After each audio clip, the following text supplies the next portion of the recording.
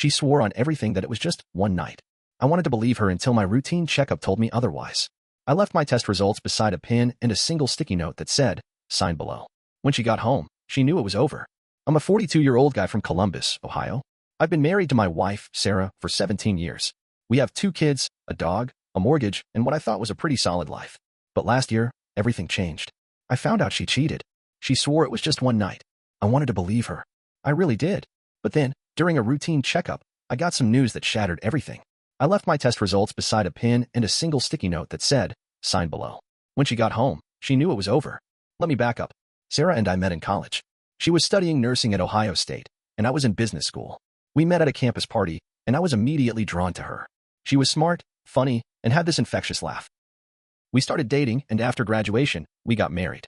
We bought a house in the suburbs, had 2 beautiful kids, and built a life together. I work in finance, and Sarah became a nurse at a local hospital.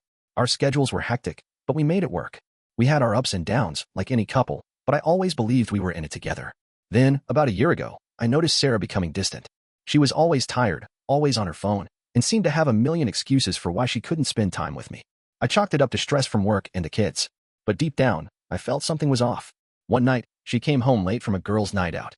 She looked disheveled, and there was a strange look in her eyes. I asked her if everything was okay, and she snapped at me, saying I was being paranoid.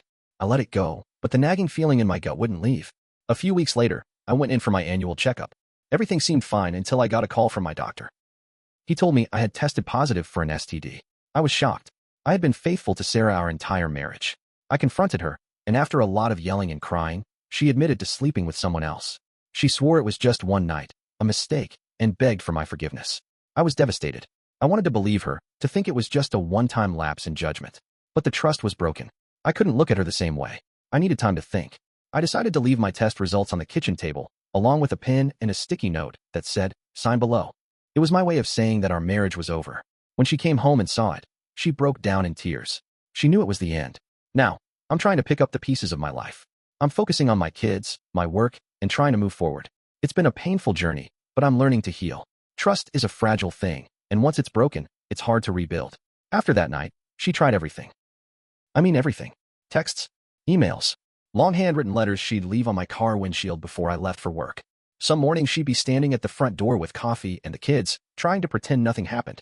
She even asked her mom to call me and tell me to just talk to her. Like I owed her a damn conversation after what she did. I didn't move out right away. It was still our house, and honestly, I wasn't ready to upend the kids' lives. They're 13 and 10, old enough to notice everything. I started sleeping in the guest room. I avoided her. I'd come home late, eat alone, and leave early. She cried a lot. Loud enough for me to hear through the walls, probably on purpose. A week after I left the test results out, I got a knock at the door. It was a guy I didn't recognize. Bald, maybe late 30s. Looked nervous. Said his name was Darren. My first thought was that he was trying to sell me something, but then he said, "I think we need to talk about Sarah." I stood there, frozen. My stomach dropped. He told me he was the guy, the one from the one night. Except it wasn't one night. According to him, they'd been sleeping together for 6 months. He said he thought she was single until recently when she told him she was going back to her husband. He said he felt like a fool and didn't want to be part of it anymore. He apologized. Then he just left. I couldn't breathe. I confronted her that night. I didn't scream. I didn't throw anything. I just asked her, how long? At first she stuck to her story. It was one night. I swear, it meant nothing. I told her I met Darren. Watched the color drain from her face. She sat down on the floor, sobbing, kept whispering, I'm sorry, I didn't mean for it to happen. I asked her if there were others. She said no. I didn't believe her. I started digging. I checked our phone records, bank statements, her emails, found receipts for dinners she never had with me, hotel bookings. A second phone I didn't know about in her car's glove compartment. Found texts to a name saved as Amy that clearly weren't to a woman. Things like, I missed last night, and he doesn't suspect anything. I was reading messages from a version of her I didn't recognize. I went numb, completely numb. The worst part? I couldn't tell the kids. Not yet. I'd watch her kiss them goodnight and laugh with them at dinner, and I'd feel like I was trapped in some weird nightmare. How do you look at someone you spent half your life with and feel nothing but disgust? Then came the final straw. I overheard a phone call. She was in the bathroom, door cracked open. I wasn't even trying to listen. I just happened to walk by. She was whispering, but I caught the words, he still doesn't know about Chicago. Chicago? We hadn't been to Chicago in 2 years. What the hell happened in Chicago? I haven't asked her yet. I'm not sure I want to know. But I'm starting to think I never really knew who she was at all. And now I'm wondering how much of my life was built on a lie. I've started talking to a divorce lawyer. I haven't filed yet. There's still a lot to figure out. Money, custody, the house. But mentally, emotionally, I left her the moment I found out she gave me an STD and lied about it to my face. This isn't a story with a neat bow at the end. Not yet. Maybe not ever. But this is where I am right now. And it's a hell of a long way from where I thought I'd be. 2 weeks after I heard that whisper about Chicago, I made a decision. I needed answers. I wasn't going to sit in the dark anymore while she tiptoed around the truth like I was too weak to handle it. I waited until she took the kids to her mom's for the weekend, something she had suddenly started doing a lot more, probably because she could feel how close I was to walking. The moment they left, I pulled out her old laptop she hadn't used in months. I remembered the password. It was still our anniversary date. The laptop was slow, full of updates it never installed. But once I got in, it didn't take long. Buried in a folder marked Nursing Conference, I found photos. Dozens. Not of the guy I met at the door. These were older. From a hotel. In Chicago. Her and a man I'd never seen. Arms around each other. Her in lingerie I'd never seen before. Videos too. One of them talking about how free they felt. I watched just long enough to know what I was seeing, then slammed the lid shut. I sat there in the dark for hours. I kept thinking back to that conference she went to in 2022. She told me the hospital had sent her. Said it was for some trauma response training. I remembered how she came back with a bracelet that had our initials engraved in it. I thought it was sweet. Now I knew she'd probably bought it in some gift shop after getting out of his bed. So now there were at least two. Darren. And whoever Chicago was. I didn't even know his name. The betrayal felt layered. Like I was peeling back years of lies and realizing my whole marriage had been riddled with cracks I'd never seen. But that's not even the biggest twist. Monday morning, I went into work like normal, trying to hold myself together. That's when my coworker Brian, who's been with our company for 6 years, pulled me aside and asked if I had a minute to talk. I thought it was work stuff. But no, he looked uncomfortable as hell. He said, I didn't want to say anything, but I think you deserve to know. I saw Sarah, last summer, at a bar, in Dayton. I told him that wasn't a big deal. She travels sometimes. Then he clarified. She wasn't alone. She was with someone, not a friend. They were holding hands, man. He didn't recognize the guy, but he remembered the date because it was the night of some UFC fight, and they were showing it at the bar. I checked my calendar. Sure enough, Sarah had said she was in Dayton for hospital board training. That was the same trip. She came home talking about how boring it was. 3. That's 3 now. I confronted her that night. Told her I knew about Dayton. She went pale. Then instead of denying it like before, she just whispered, I didn't mean for any of it to go this far. That's when she finally admitted something that floored me. It started because I thought you were cheating. She said it started about 2 years ago when I worked a lot of late nights during the fourth quarter. I was swamped. I barely saw her. She said she felt ignored, forgotten. She snooped through my phone back then and thought a message from a coworker meant I was having an affair. I wasn't. It was about a client dinner I didn't want to attend. But she never asked. She just assumed. And then she started looking for comfort elsewhere. She never even told me she had doubts. She just made her own truth, acted on it, and kept digging a hole deeper. I couldn't believe it. All this pain over something I didn't even do? I asked her, so you didn't even think to ask me before screwing half the Midwest? She didn't answer. Just cried. I didn't feel bad. I felt rage like I've never known. Now I'm not just dealing with a broken marriage. I'm dealing with the reality that she used a lie she told herself as an excuse to burn down our life. And the real kicker? That coworker who texted me at night?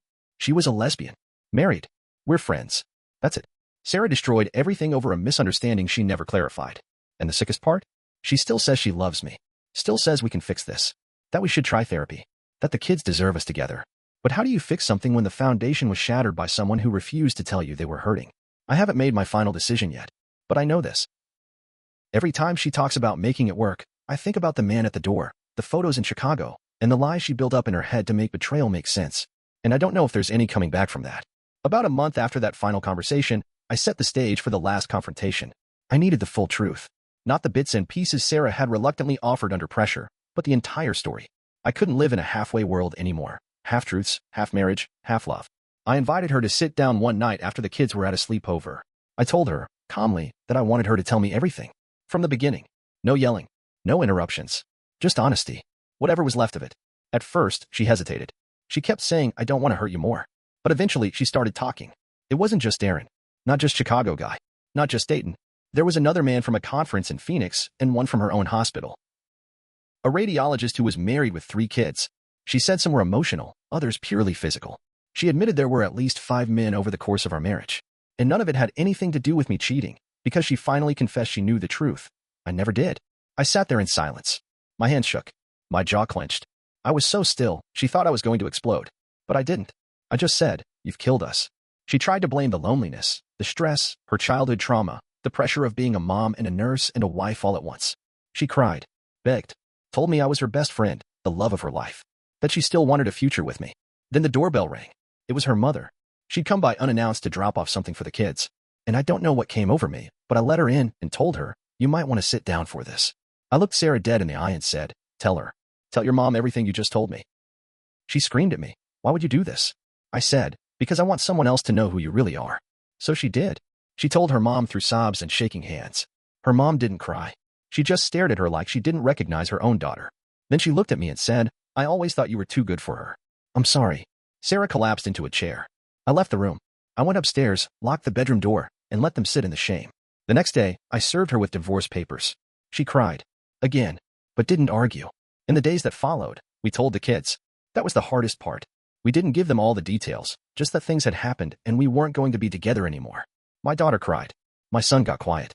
I saw in their faces what I had felt all along: confusion, betrayal, and pain. Friends started reaching out. Some offered support. A couple had suspected something was off for a while. One friend, Jessica, who had known both of us since college, told me. She was always good at pretending.